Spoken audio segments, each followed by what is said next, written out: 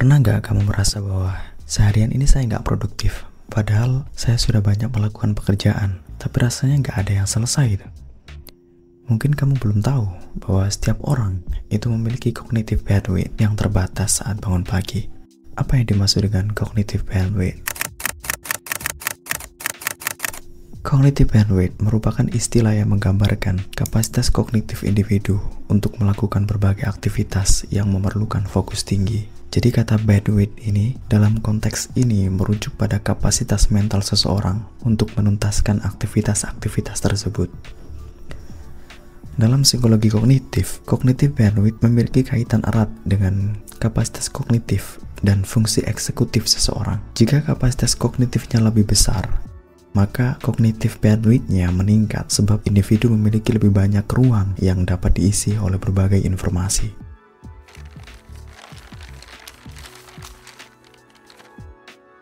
Kalau kapasitas mentalmu dialokasikan untuk hal-hal yang membuatmu kurang produktif, lama-kelamaan kapasitas itu akan terus berkurang.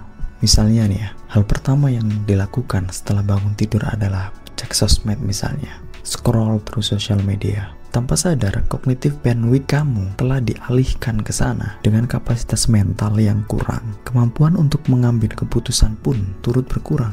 Otak akan merasa terbebani, otomatis alam bawah sadar akan menuntun otak untuk menghindari tugas-tugas yang perlu diselesaikan karena tidak memiliki cukup konsentrasi untuk mengerjakannya.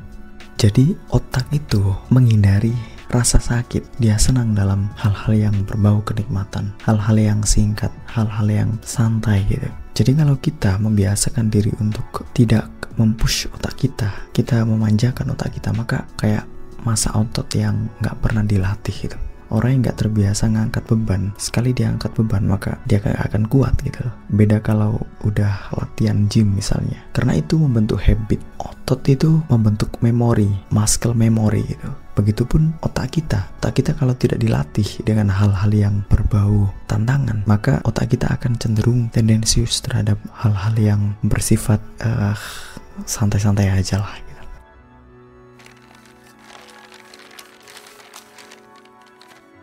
Kalau kapasitas mentalmu sedang berada di titik terendahnya, kamu bisa melakukan kebiasaan-kebiasaan positif, seperti mengatur skala prioritas. Dahulukan tugas yang paling penting dan mendesak, atau yang memerlukan fokus lebih tinggi. Dalam Working Memory and Attention, A Conceptual Analysis and Review, penelitian ini mengeksplorasi hubungan atau relevansi antara working memory dan attention atau perhatian. Penulis memaparkan beberapa teori tentang bagaimana perhatian dapat mempengaruhi kapasitas memori kerja dan bagaimana kedua konsep ini saling berinteraksi dalam berbagai situasi.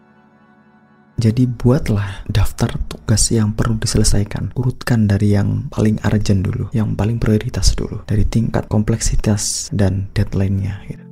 Hal itu juga selaras dengan penelitian yang diterbitkan oleh MIT Press, yaitu Working Memory Capacity, Limit and the Bandwidth of Cognition. Penelitian ini membahas kapasitas working memory, memori kerja, dan bagaimana hal itu dibatasi oleh oscillatory brain rhythm atau gelombang otak. Penelitian ini menunjukkan bahwa hanya beberapa pikiran dapat diproses secara bersamaan karena kapasitas memori kerja yang terbatas. Hal ini menjelaskan mengapa multitasking bisa sulit dan mengapa penggunaan ponsel saat mengemudi beresiko tinggi, karena itu memecah konsentrasi.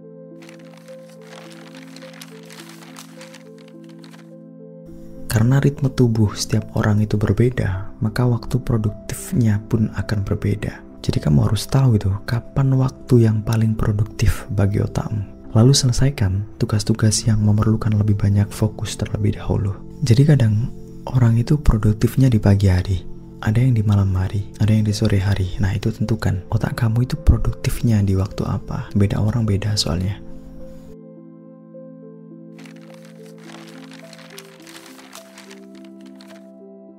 Hindari berbagai gangguan seperti mematikan notif ponsel, menonaktifkan aplikasi media sosial, atau hal-hal lain yang dapat mendisturb konsentrasimu, mengganggu, memecah konsentrasi. Sebab setiap distraksi akan mengisi ruang kosong dalam cognitive bandwidth yang kemudian akan mengganggu fokusmu.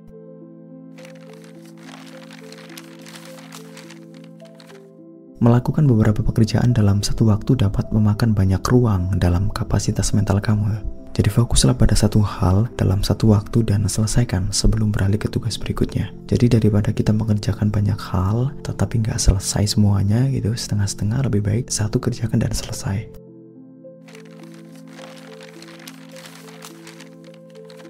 Jadi penting untuk menyiapkan lingkungan yang mendukung produktivitas. Sebelum terlibat dalam aktivitas yang memerlukan bandwidth tinggi, rancang lingkungan untuk mendukungmu. Jadi nonaktifkan handphone, nonaktifkan internet mungkin, fokus pada apa yang ingin diselesaikan, buat lingkungan kerja atau lingkungan belajar yang nyaman. Itu penting agar fokus kita bisa lebih terjaga. Misalnya nih ya, menulis. Menulis itu keterampilan yang perlu untuk dikembangkan. Saya juga masih mengembangkan keterampilan saya dalam menulis. Nah, itu saya butuh banyak bandwidth untuk melakukannya. Karena sebelum saya mulai menulis, saya menyiapkan lingkungan, maksudnya lingkungan sekitar yang mendukung bisa menulis tanpa ada gangguan gitu.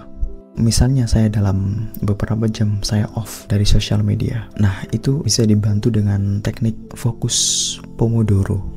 Teknik Pomodoro adalah teknik time management yang dapat membantu meningkatkan fokus dan produktivitas. Dan teknik ini ditemukan oleh Francesco pada tahun 1980. Dan siapkan juga di sebelahnya kopi gitu misalnya, atau air minum yang cukup, sehingga Anda tidak wasting time untuk mengambil air minum. Jadi sediakan di sebelah ruang belajar atau ruang kerja kamu. Luangkan waktu untuk beristirahat sejenak saat bekerja. Jadi ciptakan rutinitas pendinginan dan praktekkan. Misalnya menggunakan aplikasi meditasi untuk membimbingmu bernafas dengan fokus selama 1 menit. Ini adalah cara yang cepat dan efektif untuk menjernihkan pikiran dan memulihkan bandwidth. Jadi fokus itu bukan berarti kamu belajar, kamu kerja terus-terusan, enggak. Tapi luangkan waktu untuk beristirahat sejenak dan santai dulu, relax dulu, jernihkan pikiran, dan lambat laun bandwidthmu akan pulih. Jadi sejenak saat kamu berhenti istirahat, sejenak saat kamu istirahat itu kamu coba untuk latihan meditasi, mencoba merasakan lebih dalam-dalam tentang rasa, aroma, dan ketenangan, tentang perasaan dan cinta akan rasa, cita rasa, cinta akan aktivitas yang kamu lakukan. Bakar pembatas di sini bukan dimaksudkan untuk tidak diterobos oleh pengendara, enggak. Ini kalau di jalan raya memang begitu, tapi di sini adalah maknanya kamu membuat pembatas yang melindungimu dari pilihan saat bandwidth rendah gitu.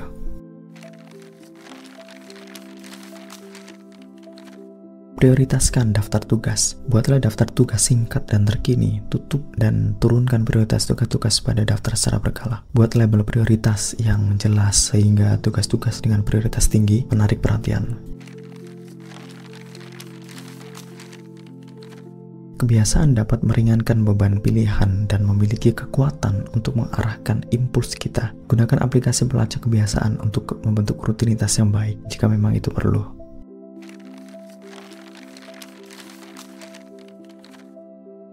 Tempatkan isyarat visual. Gunakan lingkunganmu untuk membantu tetap pada jalur saat bandwidth rendah itu. Misalnya catatan, tempel di monitor, tempel di dinding untuk mengingatkan tentang prioritas. Dulu saya pernah diajarin guru saya, jika kamu ingin fokus belajar, tentukan tema atau tentukan apa yang ingin kamu pelajari, tujuan apa yang kamu inginkan. Bisa men-trigger kita untuk bisa fokus pada tujuan sehingga nggak terus-terus bermalas-malasan gitu. Tuliskan hal-hal penting, catat dan tambahkan tugas ke daftar tugas pribadi. Dengan begitu tidak ada yang hilang meskipun bandwidth rendah. Jadi ketika kamu dalam posisi bandwidth yang rendah, kamu bisa ngobrol sama teman. Barangkali teman itu bisa kasih semacam semangat atau bisa berkolaborasi juga. Misalnya kamu, aduh saya sulit di bagian ini ya, gimana ya? Nah itu teman kamu ternyata bisa, jadi teman kamu itu bisa berkolaborasi yang produktif untuk kamu. Nah itu malah lebih bagus juga.